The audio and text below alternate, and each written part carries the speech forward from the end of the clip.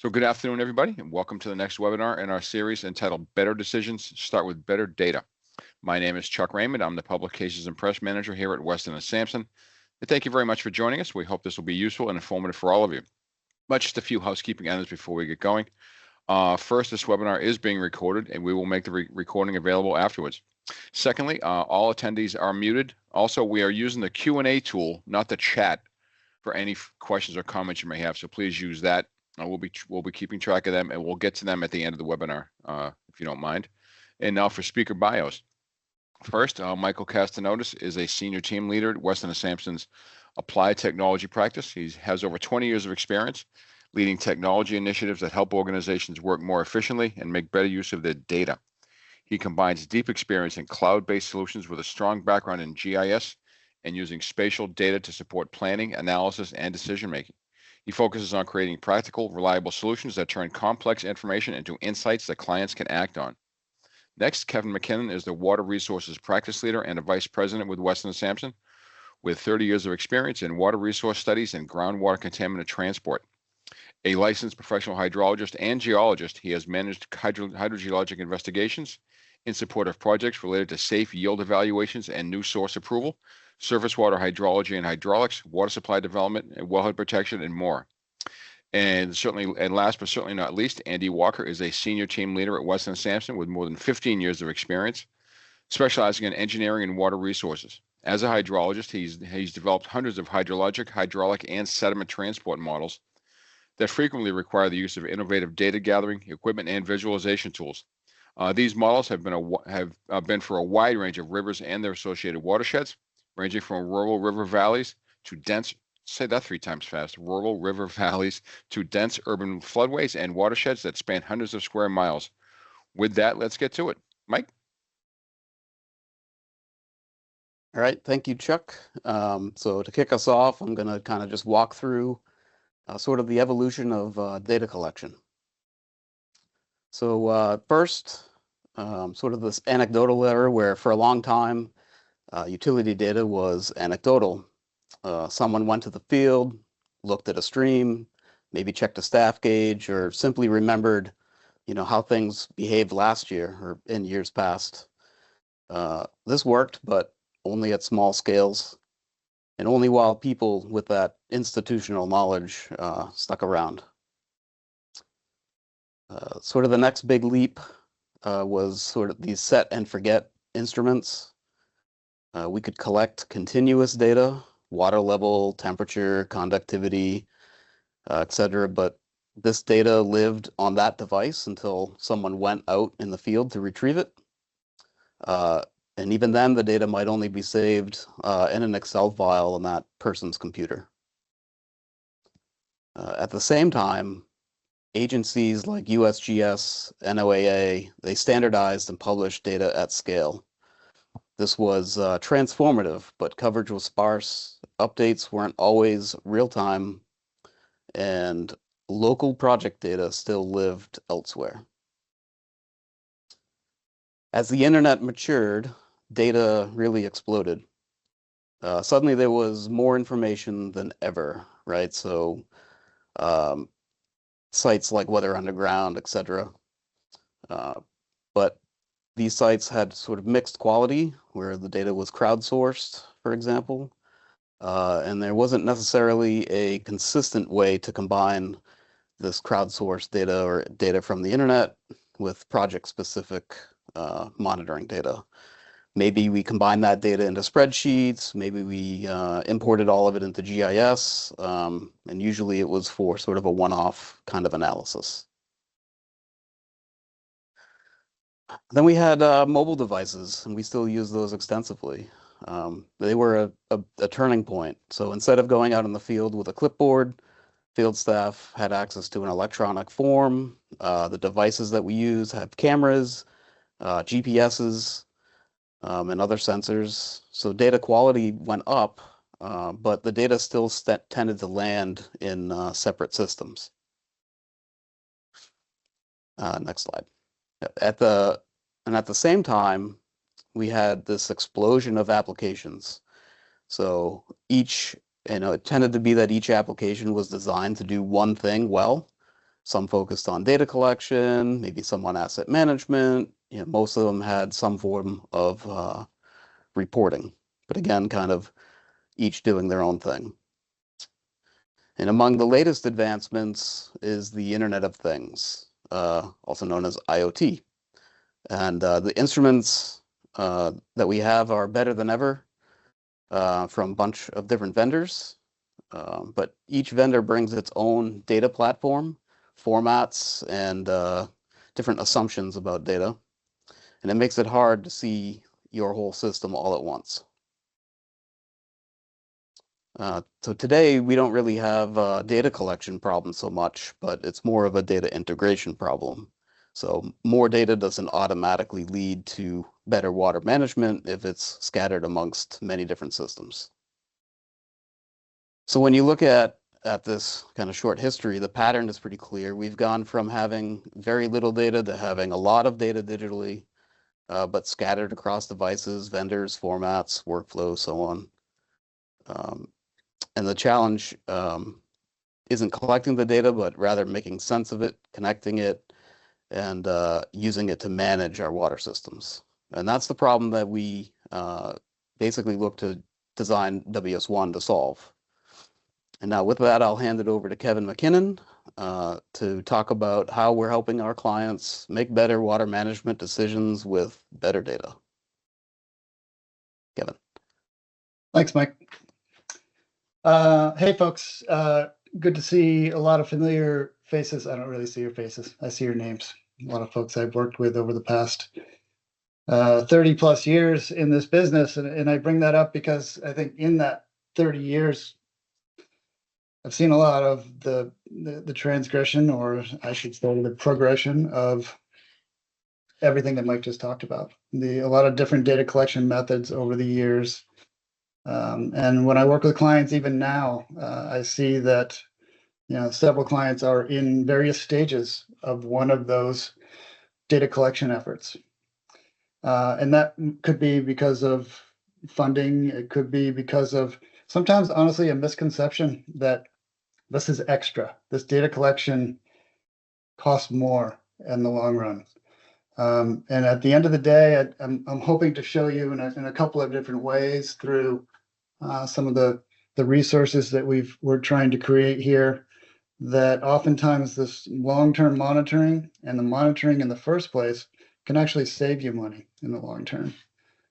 So we've worked to put this platform together to reduce the cost of high quality data collection and help you all make better decisions and defensible decisions, because I know you're often in front of the public all the time defending your actions. So having a good supportable data set behind you to make those decisions, I think, is extremely important for what you all do. And Andy, could you get this off the page, because I don't want to look at my face anymore. Thanks. So not only are we seeing, challenges with making good decisions based on collecting good information, but that information is changing from year to year. Climate variability and really non-stationarity of the data makes it such that a decision you made in April 2024 is not the same decision you make in April 2025. So having those data sets to understand how to make those decisions is extremely important. You add on top of that your aging infrastructure, increasing regulatory and public scrutiny. As I mentioned, you're in front of the public all the time, trying to defend why you're instituting a water ban at this time of year, for example. And there are all kinds of data that are around you, but we're hoping to make that data, work for you, so that you can make proactive decisions rather than being reactive to a situation at hand. So, like 25 years ago, as Mike mentioned, we're relying on historical records, engineering judgment, having that operational person in-house who's been there for 10, 20, 30, 40 years sometimes, has that institutional knowledge of how their system reacts. And unfortunately, a lot of those folks are starting to get to retirement age. We have a new generation of folks coming in that rely on data and technology to support decisions that they make. So we think that this is an opportunity for new water managers to come into a place of their own to start making decisions for their water systems. And those decisions are looking to be a little bit more predictive and proactive rather than reactive. I can't tell you how many times I get a question from a client that says, my well's not operating to its capacity or whatever I'm used to. And I start asking questions, and they don't really necessarily have all the data to support some of the answers. I mean, honestly, it could be the pump, it could be the well, it could be the aquifer, it could be the watershed. There's a lot of different things that go into making the decisions and solving the problems. But oftentimes the data is not there to support it, and it might cost you more money to start diving into that. But if you're collecting some of this information, which many of you already are, consolidating it into one place is extremely helpful to back up those decisions. So we built this simple, but we think powerful framework called WS1 Water that kind of sits at the intersection of, resource management, asset management, and source management. And, the resource management tool is designed to, help protect natural systems. It's often a regulatory piece of a project that you're working on. Source management is designed to ensure a reliable supply.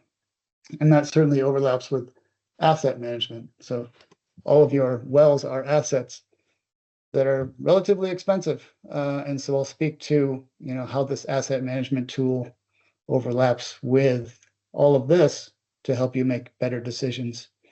But at the end of the day, like Mike said, we tried to build this data-driven platform, intelligence platform that allows each of you to engage with that data and the insights from that data to empower you to make better proactive decisions and better manage their natural resources.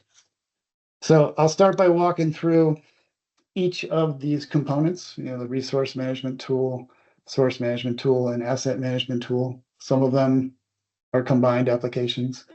But essentially, at the core of it is data collection. And this resource management tool is just that. It's, a long-term monitoring and interpretation of your natural systems, whatever that might be. Certainly, there's lots of applications which we can talk about later, but at the very least, something like this can support, early contaminant detection for water quality, safe withdrawal limits, ecological impact tracking. The umbrella over all of this is often regulatory compliance. And certainly on any project that we get involved in nowadays, there's typically an impact assessment. Like, how is this new well impacting natural resources around it? Or how is this groundwater discharge of wastewater impacting down gradient resources, et cetera? So there's a million applications for this product.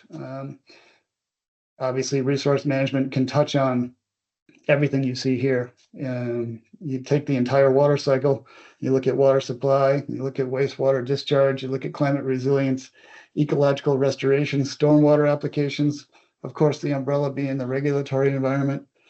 There's a lot of reasons to collect good information.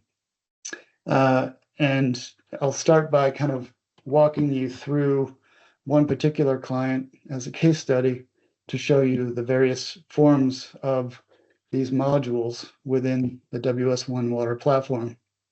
And that'll touch on each of the modules, the resource, the source, and asset management modules. Next slide, please, Andy. Thank you. So as I mentioned, the resource management case is, this particular case is an integrated long-term monitoring program.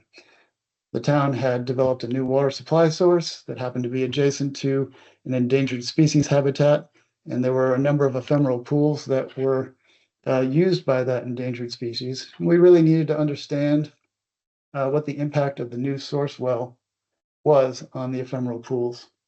So we instituted this long-term monitoring program, not only for protection of that endangered species, obviously, but for regulatory compliance reasons and the permitting. So what this allows for is kind of continuous data visibility, early warning capability, and good defensible documentation for all the regulators. And it's a relatively simple process to set up. You can see here in one of the ephemeral pools, we've set up a staff gauge piezometer, gives you a look at real-time information of both the surface water in that ephemeral pool and the shallow groundwater conditions to be able to calculate vertical gradients, understand whether these systems are losing or gaining at any given moment, and whether the well turning on impacts the loss of water out of these ephemeral pools. By definition, these ephemeral pools go dry every year. So the idea here was to understand whether the new withdrawal would impact the frequency or duration of which the pools go dry. Relatively simple, but it doesn't require someone going out into the field every day and checking. We have real-time monitoring through transducers up to that device at the top that sends a signal to another device that ultimately sends it to the cloud where we can see it in real time. Next slide, please. And this application can be for groundwater monitoring wells. Next slide, also collecting information from a rain gauge because we need to know precipitation as well. Essentially what we're doing is collecting all of the components that would go into a mass balance model to calculate the ins and outs of these ephemeral pools and determine under natural conditions how often they go dry and under pumping conditions how often they go dry. So is that more frequent or is it the same? And how does that impact the public water supply well, and how does it impact the endangered species? This is a moat, which is essentially the device that sends the signal to the cloud ultimately, and we're able to receive it through a cell signal and upload it to our website in real time. And now I'll move over to the source management tool, which is designed specifically for water suppliers, hopefully to understand source reliability, anticipate that stress before failure, and optimize your system performance. I'll walk through that. We have 3 modules within the source management tool, one that speaks to overall watershed and aquifer health, one that speaks specifically to well health, and then a third finally that speaks to reservoir health, which will be covered by the next speaker, Andy Walker. So, as I mentioned, the watershed health score. This is an application where we take advantage of lots of publicly available information. Oftentimes, we'll look at a particular client, see what watershed they're working in, where they have sources within that watershed. And we're lucky enough in New England oftentimes to have a lot of different data sources within the watershed itself that's publicly available through USGS for groundwater, surface water, National Weather Service for precipitation, temperature, evaporation. We consolidate all that information into one place. So we show hydrographs of all that information on one page. But what we do with it from there is a statistical evaluation of what today's value is for any of those variables, groundwater, surface water, precip, etc., compared to the entire period of record. So what percentile is today's value compared to the entire period of record? And it gives us an understanding of the health of the aquifer at that point in time. So what you see on the graph below is the last 60 days of information of today's value compared to the entire period of record for stream flow, groundwater, precipitation, and temperature. And then we've calculated a weighted algorithm for all of the data, which is shown in the black line, that gives feedback on the watershed and aquifer health today, which is shown on the image above. It shows that 19%, which, what does that mean? It's our health score that shows that over the last 30 days, the calculation for the health of the aquifer is approximately 19%, and it's relatively flat, meaning it's not getting wetter, it's not getting drier. We've been very dry, and we're going to stay dry for the next foreseeable future. Even though I'm sitting on 2 feet of snow, we just got another 6 inches last night, but it's all frozen, hasn't recharged the aquifer quite yet. So we're going to have to wait some time before that aquifer gets recharged and the needle starts to get a little closer to dry and maybe hopefully average. So the benefit of this is showing, this nice rolling 60-day visualization, and it quickly answers the question, are things normal today? Are they stressed? And what might be driving that signal? And are things going to be getting wetter or drier? It gives the watershed or the water purveyor, rather, some feedback on how they might be using their sources into the future. Should I be conserving because storage is limited, or is it okay to pump to the maximum capacity of my particular well? Next slide, please, Andy. Thank you. Another module is the well health module, and this is specific to, obviously, groundwater wells. So I kind of term this as both a source and an asset management tool because it does a couple of things. One is knowing that you're already collecting a lot of this information through your SCADA systems. SCADA systems will be able to provide us with a pumping water level or a static water level, depending on if you're using the well 24/7 or if you turn it on and off, and the flow rate. And it allows us to calculate a very specific metric for a well, which is specific capacity. It gives a little bit of feedback on the health of the well. All wells will fall off in capacity over time as the incrustation on the screen starts to develop, typically with iron and manganese. And then that incrustation starts to grow out into the gravel pack and ultimately out into the formation itself. And it's important to understand that all specific capacity values are not created equal, which is why we have this color code representing different bins of pumping rates. So at higher pumping rates, you're often going to see lower specific capacity values. So we want to keep all of that in mind when comparing one specific capacity value to another. But what you're seeing on this graph here is time on the x-axis, specific capacity on the y. The vertical line right in the middle shows the last time the well was cleaned or redeveloped. And so there's the table on the right is showing you what the percent off from the last time it was cleaned. We typically recommend folks clean their well when it gets to about 15 to 20% off of the last cleaning specific capacity. So this well here, this example shows you they're almost 10% off. It has been declining since April 2025 when the last time they cleaned it, but they're still in decent shape. And knowing today's static water level and today's specific capacity value, it gives them feedback on what the maximum recommended pumping rate is as well.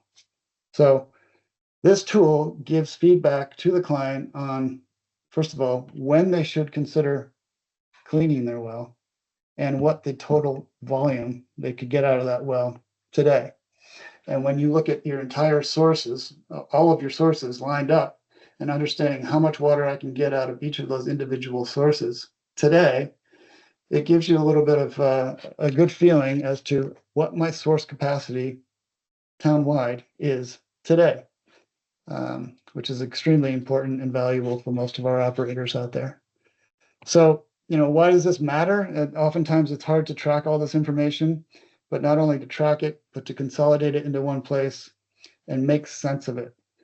So using that SCADA data to calculate specific capacity is extremely important. It enables planned maintenance instead of calling that well driller when they're super busy, but your well has pretty much failed and you need a cleaning immediately. It allows you to plan for those cleanings, understanding that a cleaning is going to be on the order of $20,000 to $30,000. But if you neglect that cleaning over time, as I mentioned, that incrustation that develops on the screen, the gravel pack, and then out into the formation becomes unreachable by standard redevelopment techniques eventually, which basically means your well is never going to come back to the original capacity or even close to it. And if you're not getting what you need out of that well up to your permit limit, you might have to consider a well replacement project, which is basically on the order of $1 to $2 million, which is a huge difference from $20,000 to $30,000 if you're paying attention. So a huge data-driven insight right there that is a direct correlation to protecting your capital investment. And I think that might be my last slide, which is true. So I'll turn it over to Andy Walker, who's going to talk about a couple of case studies to speak about the rest of the program. Thanks. Thanks, Kevin. Yeah, as Kevin mentioned, I've got a couple of case studies myself. that I'll speak to that I think offer some nice examples on how the latest data gathering equipment and data visualization and integration tools have supported 2 New England communities manage their water resources and sources of supply. The first example is a project in Georgetown, Massachusetts, on the Parker River and in its associated surficial aquifer. This project relates to several of the client needs that Kevin spoke to a few minutes ago, including things like post-construction monitoring, permit compliance, and raw water quality management as well. The focus of this project was on an area of the Parker River near 2 of Georgetown's primary drinking water supply wells. This particular reach of river extends from about half a mile upstream of what's called Duffy's Well. You can see that there in the images. And it extends downstream to the right, a little bit more than a mile past Commissioner's Well, another town well, which isn't shown. But as you can see, between the late 1990s and about 2020, the Parker River transformed significantly, right? Changing from this free-flowing environment to a rather stagnant, impounded wetland complex. And so this new wetland-dominated environment ended up resulting in some significant impacts to the water quality in those wells, particularly Duffy Well, which ultimately required upgrades to the treatment plant. And while beaver activity was a suspected cause of a change in the Parker River's hydraulics, and the town periodically trapped and removed those beavers, the river did not return to its former free-flowing state. And it wasn't clear what beaver dam or dams or what natural pinch points might be causing or exacerbating these issues. And so in 2020, we got involved and conducted a survey of that approximately 1.5 mile reach of the Parker River, making visual observations such as those shown in the images here. And all told, we identified 7 beaver dams, some of which had noticeable impacts on the Parker River's hydraulics. These images do a nice job, right? One photo shows the area upstream of a dam, and one shows the area immediately downstream of the same beaver dam. So right away, it's obvious that these beaver dams are having significant impact on the river's hydraulics. But in addition to visual observations, we also gathered measurements and surveyed elevation data with which to develop a hydraulic model of this troublesome river reach. The model revealed that while several beaver dams and natural pinch points were creating these pools, the majority of the stagnant impounded environment, particularly near Duffy's Well, was caused by one beaver dam in particular, which happened to be the largest and most upstream beaver dam, what we ended up calling beaver dam number 1. And as you can kind of see in the graphic here, the results of that modeling indicated that if the dam were removed, river levels in the Parker River would drop by perhaps over 2 feet during summer conditions. The model results also indicated that about 90% of that benefit would be achieved not by removing the whole beaver dam, but just by cutting a 10-foot wide swath in it. Right, so some valuable insights from that model. And after consulting with some beaver removal experts who advised against installing an alternative, something like a beaver deceiver, we prepared design drawings of this simple 10-foot wide cut in support of a couple of permit applications. Ultimately, the project required 2 permits, a MESA project review and a notice of intent. As part of the meeting with local CONSCOM about the notice of intent, the CONSCOM did approve it, but under the condition that the water department continued to monitor the Parker River to identify if, and let's be honest, when beavers returned. And so we worked with the town to do just that. The remoteness of the site, however, so it's about a 3/4 of a mile paddle from the roadway on either end, made that long-term monitoring difficult through traditional means. So ultimately, we installed 2 onset water level transducers, one upstream and one downstream of that beaver dam number 1, that reported their data in real time via a cloud service. And to better view these data sets, we created a web app using the OneWater platform that Kevin and Mike have mentioned. And that app displays those water levels against one another. And it allows the town to monitor for both short-term changes and long-term changes. And to add value, we also integrated several publicly available data sets like USGS stream flow and groundwater levels as well as NOAA precipitation data sets. So all this data in one place to provide better context for the river levels. So the town can view these project-specific data right alongside the publicly available data. And lastly, the web app is capable of sending automated email alerts. So if certain conditions are met in the real-time river level data, it can generate an email notification to particular user groups. So great way to get a heads up that the beavers may have returned to the site and action needs to be taken. In addition to gathering and visualizing and integrating real-time data for compliance with the NOI permit, we also work with the town to install additional monitoring equipment and web app functionality that would support their longer-term tracking of their well's water quality.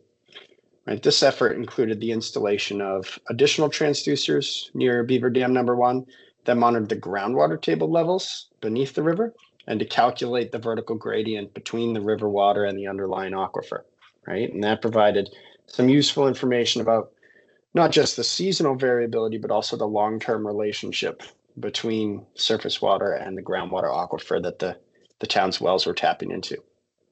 Additionally, we installed some transducers near the wells themselves, which provided groundwater level data in much closer that could be compared to groundwater levels in the center of the river, which provides a better understanding of seasonal and long-term patterns in where the well's raw water was coming from, and also to support calculations of those wells' specific capacities, as Kevin described, and their relative health in a similar manner to the well health module that Kevin showed for the last case study. So that's one case study. Does a nice job of highlighting issues around permit compliance and long-term monitoring and well water quality. The second case study focuses more on surface water and reservoir management. And so this project was conducted with the city of Peabody, and generally the goal is to develop a real-time, data-driven tool that helps them proactively adjust how they manage their surface water system. The need for that type of tool was initially envisioned in response to the 2022 drought, which caused multiple reservoirs in Peabody to drop well below average. And in fact, Peabody had experienced multiple dry years in short succession, dating back to the 2015-2016 drought. Now, Peabody does have the ability to purchase regional water from the MWRA, but they lacked a tool or guidance to help them decide which months or which years those purchases made the most sense. To fund the project, we collaborated with the city to write a successful grant application for a $160,000 grant from the Massachusetts Water Management Act Grant Fund. And this grant-funded project was scoped to study the city's reservoir system's resilience to changes in climate, demand, and operational changes, and to help identify a toolkit of capital improvement changes and operational changes that the city could make that to enhance their reservoir system's resilience. The first step in beginning to answer those questions was to develop an integrated reservoir model of the city's reservoir system. And as you can see, that system's got quite a lot going on. There are 2 treatment plants, the Winona Water Treatment Plant, which is served by 4 different water bodies, as well as the Walsh Water Treatment Plant on the other side of town, which is served by 5 different water bodies. And there's lots of different interconnections between them all, some of which include seasonal withdrawals from the nearby Ipswich River to help restock Winona Pond and Suntog Lake, as well as the ability to source raw water at the Walsh Water Treatment Plant from 2 different sources, Suntog Lake and Spring Pond, and also a little bit of an unusual setup where water can be pumped with a recycle pump back upstream from Lower Spring Pond back to Spring Pond during periods of high water to avoid flooding basements. So lots of going on, lots of moving parts. And so the mass balance model was a little bit complex, right? So basically, this integrated reservoir model is effectively 7 interconnected mass balance models, one for each of the 7 individual reservoirs, and then we connected them all together. So for each water body, we tabulated many different inflows and outflows on a daily basis using a combination of long-term publicly available data, as well as the city's own local records. Precipitation data, for instance, was used from the nearby Beverly National Weather Service gauge. It was supplemented at times when necessary due to data gaps with additional data from the National Weather Service gauge at Logan Airport. In addition, estimates of runoff into the reservoirs or flow availability in the Ipswich River. These things were estimated from USGS stream flow data that was recorded at 2 different locations in the Ipswich River itself. And temperature data was used to estimate evaporation. Again, that was taken from the Beverly and Logan NOAA gauges. And city data were also really critical to the success of this model, right? The city data were used to tabulate nearly 15 years of raw water withdrawal data and reservoir level data. And they were recorded at variable intervals, sometimes as frequently as daily, and sometimes as far apart as monthly. But 15 years of good high quality data. And reservoir level data, for example, was used for a couple of things, not only to calculate discharge over spillways or through other outlets, but also to estimate groundwater contributions into or out of reservoirs at different times of year.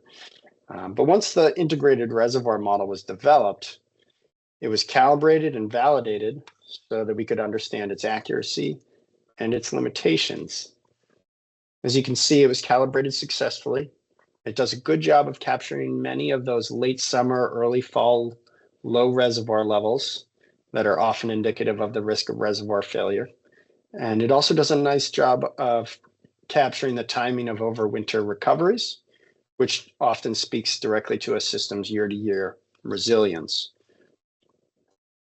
And so we use that calibrated model to identify several strategies or recommendations that would enhance the city's water supply resilience. Year-to-year, resilience to year-to-year climate variability, to projected climate change, as well as to potential demand growth. Some of these solutions were capital improvement projects, things like lowering reservoir intakes to create additional storage capacity. But other solutions involved seasonal, temporary, or otherwise proactive changes to how Peabody manages their system. Strategies like altering their source water blending ratios at the Wolf plant sometimes, or enacting outdoor watering bans before a drought has fully formed. But for the city to implement these types of transient solutions or strategies most effectively, both from a cost perspective and from a political perspective, they needed a way to understand which solutions made the most sense given the current conditions in their reservoirs and in their watersheds and aquifers. So to support that need, to support the city's proactive decision-making, we built this web-based app using the One Water platform, and it allows them to visualize current reservoir levels from their own local data alongside current recent precipitation, stream flow, and groundwater data from nearby publicly available sources. Right? That's a common theme here among many of these case studies. But the web app goes much further. It allows the city to use their model long after the end of our project together, and to continue to be able to compare the effectiveness of a business as usual approach to their reservoir management against 6 different alternative strategies that we workshop together.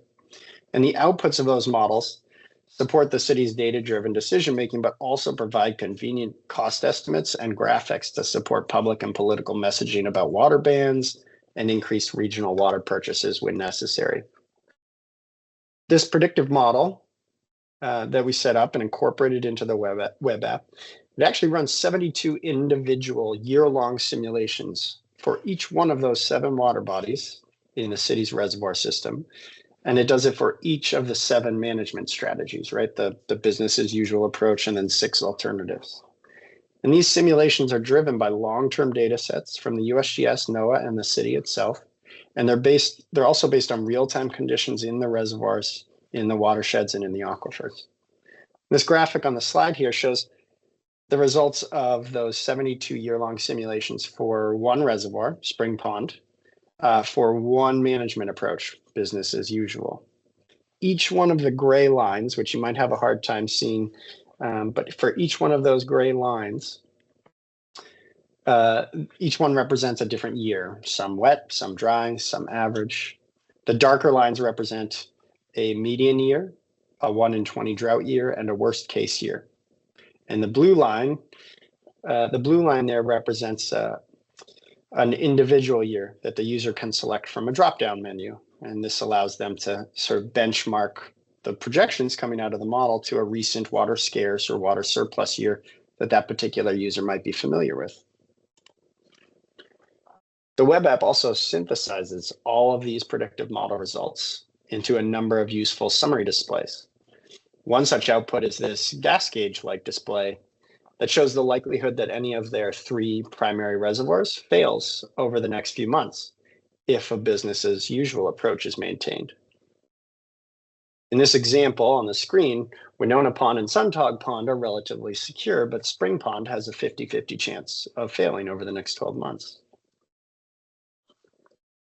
And here, in what I think is the single most useful output of this particular web app, this shows the chances of each of the 3 primary reservoirs failing, not only for the business as usual approach, but also for each of those 6 alternative management strategies. So the city can quickly see which of those alternative strategies is most likely to reduce the likelihood of reservoir failure. In addition, down below those column charts, you can see revenue projections. So in addition to looking at chances of reservoir failure, the model also tabulates the total volume of reservoir water that is produced and the total volume of regional water that would be purchased.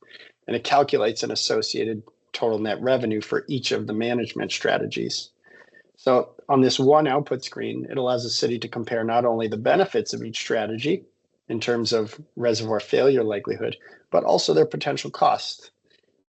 As you can see in this case study, I think this does a nice job of showing an example of how one community is harnessing the power of some of the latest data collection technology and equipment, data visualization, and particularly data integration technologies that are out there in the marketplace today. So let me start to wrap this up. I'll summarize some key takeaways and some of the key lessons that we learned in the last few years through participation in projects like these case studies you've heard about today. It's clear to us, and I hope to you as well, that data collection, visualization, and integration have evolved tremendously over the last 20 years, and I think Mike did a really nice job of summarizing that evolution. There are now some excellent tools out there that allow communities to collect client, site, or project-specific data, to visualize that data in real time, to compare them to other nearby publicly available data, to identify actionable insights by viewing or analyzing those data, and then to make data-driven, proactive decisions that save them money, time, and effort. So some really powerful stuff.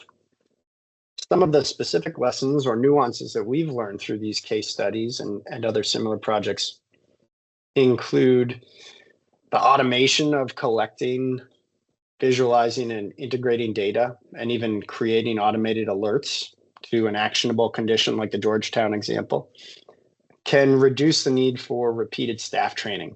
And that's particularly valuable in departments or environments where there's high turnover or there's a significant loss in institutional knowledge. So being able to have this information at your fingertips and have it automated reduces the need for repeated trainings. In a similar vein, the automated alerts or model run results being sent straight to an inbox, that maybe only saves a user 30 minutes of effort, or maybe even only 5 minutes of effort. But as we all know from, when somebody brings you just a cup of coffee, right, a 5-minute savings can sometimes make a world of difference. Data visualizations, we have found, can be incredibly useful for the user to understand trends or predictions, but also doubling as excellent resources for presentations to the public, water boards, or even a supervisor. The latest real-time data collection equipment is powerful. Certainly, I think we've shown that through some of these case studies. But like all equipment, it can fail, it can break down, and it will require troubleshooting on occasion. So that's an important consideration to factor into budgets and timelines. And lastly, the last lesson learned I want to highlight is that we're seeing a number of different grant programs in many states up and down the East Coast that are devoted to things like resilience or optimization or technology. And they can be really good fits to support projects like the ones you've seen today. And on the slide here, we've highlighted just a few of the ones that are available. These are the ones that were used to support the projects we talked about today, but there are many others. So if you have any questions about which grants might be helpful to you, please don't hesitate to reach out. And in fact, this is the end of our presentation, a part of the webinar today. If there's any questions about these case studies or the technology we've discussed today, we have a few minutes now, we'd be happy to answer. If you prefer to follow up offline or we run out of time here in a little bit, that's fine too. You can always follow up by email. You can see our emails here on the screen. So that being said, does anybody have any questions?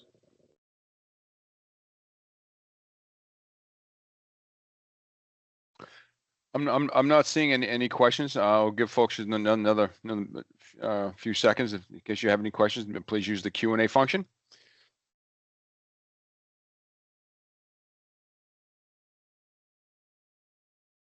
All right, seeing as how we have none, we'll go ahead and wrap it up. We'll go ahead and sign off and let you folks get back on with your day. As mentioned earlier, the webinar was recorded, and we'll make the recording available to all the attendees. One note also, we'll be sending along with that the attendees a CEU form that you can submit as you see fit to your individual certifying agency or association. Note though that our CEUs are not pre-certified by any particular organization and may not be applicable for all certification programs. And lastly, please feel free to reach out directly to any of our presenters with questions. You saw their contact information there. Reach out to them with questions that you may want to share outside the scope of this webinar. Again, thank you very much for attending, and have a wonderful rest of your week. Appreciate you calling in. Thanks, everybody. See y'all. Thank you.